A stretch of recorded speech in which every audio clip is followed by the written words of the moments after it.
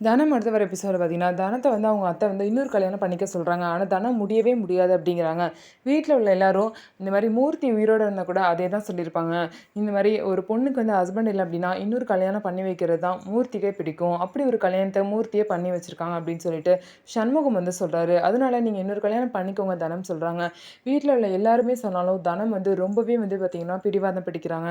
"நீ புரிஞ்சுக்கவே மாட்டியா தனம்? ஸோ இந்த மாரி நீ இருந்த அப்படின்னா, நான் வேற மாரி முடிவெடுக்க வேண்டியது இருக்கும்." அப்படின்னு சொல்லிட்டு ருக்மணி வந்து சொல்றாங்க. அவங்க பார்த்தீங்க அப்படின்னா, லாஸ்ட்டா வந்து தனம் இன்னைக்கு நீ முடிவ சொல்றேன்னு சொல்லியிருக்க. என்ன சொல்றேன்னு கேட்கும்போது, நான் வேற ஒருத்தவங்களலாம் கல்யாணம் பண்ணிக்க முடியாதுன்னு சொல்லிட்டு தனம் சொல்றாங்க. அப்பனா நீ இங்க இருக்க வேணாம். நீ கிளம்பு அப்படின்னு சொல்லவும், உடனே பார்த்தீங்கன்னா, அவங்க அப்பாவும், அம்மாவும் வந்து தனத்த வந்து வா தனம் போலான்னு சொல்லிட்டு கூட்டிட்டு போறாங்க. ஸோ இது எல்லாமே ருக்மணியோட பிளான் தான். ருக்மணி பார்த்தீங்க அப்படின்னா, எப்படியாவது தனத்த கல்யாணத்துக்கு ஒத்துக்க வச்சிரணும்.